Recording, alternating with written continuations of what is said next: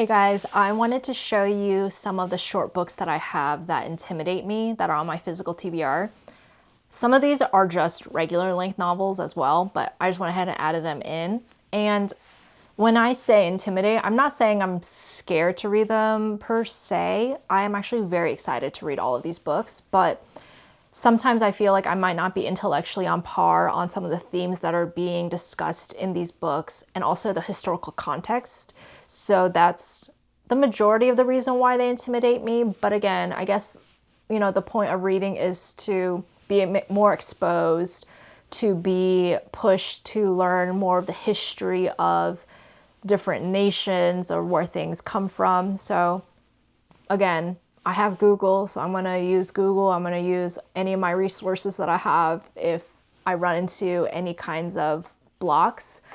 But yeah, I have my little pile of short books that intimidate me. So the first book I have is Toni Morrison's Beloved. I just finished reading The Blue Sky the other day, and it left me emotionally empty. I was very traumatized, but also Toni Morrison does a really great way to kind of make you as a reader reflect on how you're upholding those systems of like racism, of classism, of privilege. And I imagine that Beloved is going to do the exact same thing. Toni Morrison's writing left me wanting more of her writing. It was so incredibly well done in my opinion. And I'm very excited to get into Beloved. I'm a little bit, wary because The Blue Sky was so emotionally charged that I know this is also going to leave me so emotionally damaged, but I know it's going to be super eye-opening to know what happens in this book. We follow Sethe, who escapes to Ohio, escapes slavery. Let me preface that. And I believe there is a little bit of a time jump, maybe like 2 decades, and we learn about Sethe's grief with losing her child. I imagine there's going to be a lot to be said about having a child while you are enslaved and then being, surrounded in a world where you are not being treated as a human, basically. So there's going to be a lot of traumatic grief, a lot of emotional damage, violence, because in a time of slavery, those are the things that are going on. And I imagine Toni Morrison is going to just give it back in that same way. So I'm super excited. I might wait a little bit to read Beloved because I want to kind of have her books on hold so I can read them in between, because I know I'm going to read a lot of her writing. I'm probably going to go through her whole backlist. But yeah, I'm going to start off with Beloved. The next book I have is Notes of a Crocodile by, I'm not 100% sure of how to pronounce this author's name, so it's going to be a little bit butchered, but I believe it is Miaojin. And this, I've heard, is a cult classic among the lesbian queer community. And we follow a student who is in Taipei, Taiwan. And I believe it's going to be about like unrequited love, coming of age, maybe a lot of like self-reflection, because if you are like a college student, I feel like you learn a lot about yourself and being independent. And this is one of those books that, again, I'm not 100% confident in my knowledge of Taiwan and their standing in the world, their standing with China. So this will probably kickstart my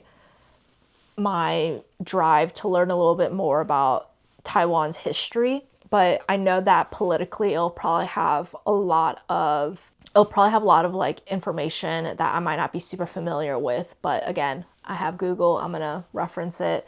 But this is interesting to me because, again, I'm not very versed in a lot of queer writing that is outside of like the English language.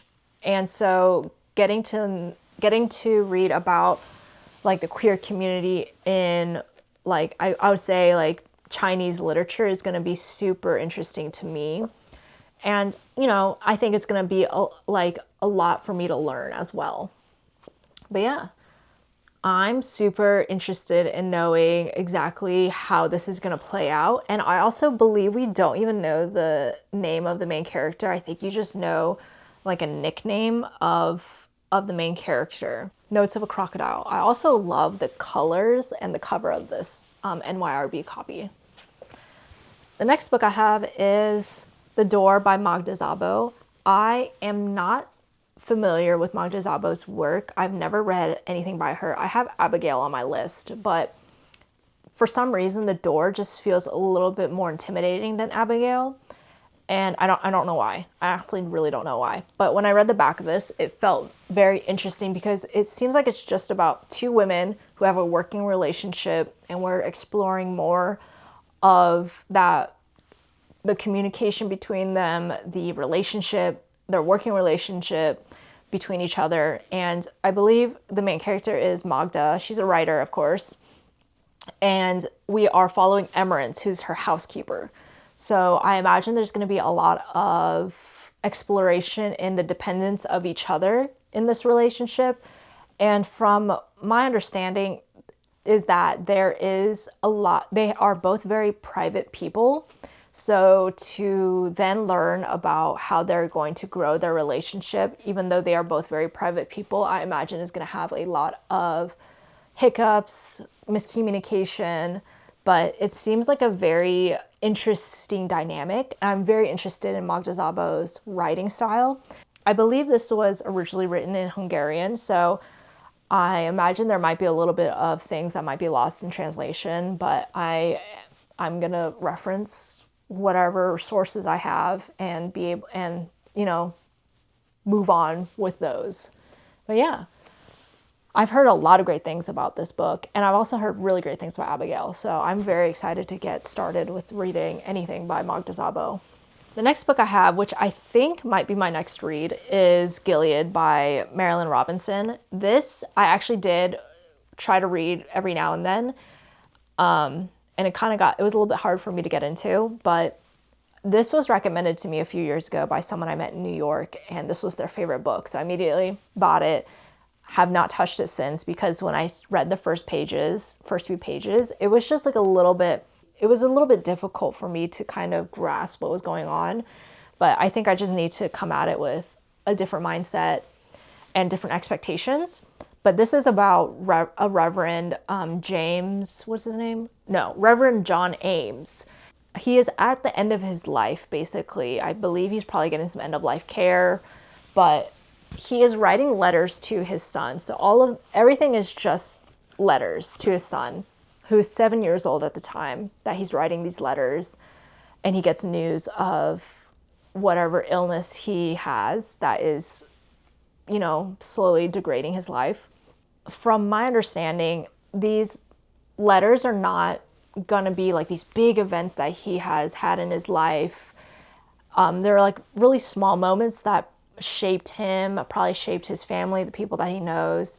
And I imagine there are going to be a little bit of life lessons in there, and also, I guess, themes of like remembering and being reflective on those times.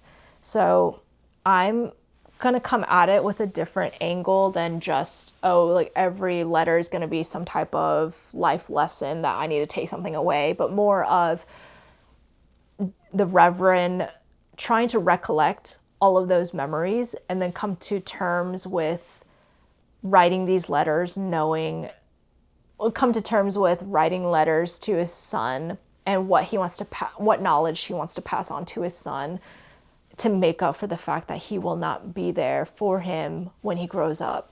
But yeah, I think this might be my next book. I don't know why, but writing letters feels like a summer activity to me. And it's not a summer activity only. You can write letters whenever, but something about this type of writing feels like a summer read. So I think this is gonna be my next book that I start. And then I also have The White Book by Kang. I've never read any book by her, unfortunately, so I hope this will kind of kickstart my leeway into reading more of her work. But I from what I've seen on the inside of the book, it's more like anecdotes, or maybe, they're almost like they're poems. Some of them could be poems, I bet, but they're just little writings, I believe. And I think it's her way of understanding the grief of her sister, who passed away very shortly after she was born in her mother's arms, and then using the combination of white, the color white, to then write about that grief. And with the way that colors are interpreted in different countries, I imagine that the way that she writes about white and her grief is going to be different than what we, as, you know, Americans, associate white with. So a lot of that can be light, emptiness, potential. So I'm very interested in knowing how she will write about white and how that coincides with her, I guess, coming to terms with, or I guess her understanding of grief and writing about it. So, but yeah, I'm really excited to get into this one. And because they are like little, I don't know what to call these, but they're just like little excerpts of writing. So it might be good. It might be nice for me to have this on the side of reading something else and pick up a few pages of this, and, you know, every now and then get into like another book, and then like pick up a few more pages. I don't know. I feel like usually with a lot of poetry books, I do the same thing. I just kind of have it on the side, and then I'll read a few and then put it on the side, and then read a novel, and then read more poems in between. I'm really looking forward to reading the White Book. And then my last book I have, this one, I think I made a mistake, but it's Clarice Lispector's Água Viva. The reason I think I made a mistake is after I saw recommendations for Clarice Lispector, people were saying you should not start off with Água Viva, you should start off with something else. This was the only book that at the bookstore that they had of Clarice Lispector, so I just bought it. I didn't know that I should not start off with Água Viva. I heard that if you are like a writer, a creative writer, or like a creative, it might be, it feels pretty appropriate to read Água Viva. However, I'm not a writer. I didn't do any kind of creative writing outside of just the general that you do. But I did major and study painting. So I don't know if that will have any assistance in me understanding Água Viva, but I think if I approach it in a more creative way with a creative perspective, maybe I will appreciate the writing and the prose and the language a little bit more. We'll see. But this will definitely not ruin my experience with Clarice Lispector. I have a list of other books that I would love to read by her, because again, I've heard really great things about her writing and her novels, short stories. But yeah, I think this one intimidates me because I just didn't choose the right book that will help me be exposed to a new author. So that is my list of short books that intimidate me. I am very excited to read all of them. Again, I probably will start off with Gilead. But yeah, let me know if you've read any of these books. These are, I would say, pretty popular. And so I'm kind of just, you know, late to the game on a lot of these. I would love to know what books that you have on your list that you may feel intimidated by. And I would also love to know your thoughts on any of these books. But yeah, thanks for watching. I hope you guys enjoyed it. I think I might do a video on books that intimidate me, but like the long version, whether it be like a long series, the length of the novel. But I just thought doing a short novel would be fun. But yeah, I hope you guys are having a good summer and that you're reading a lot, and I will see you guys later. Bye.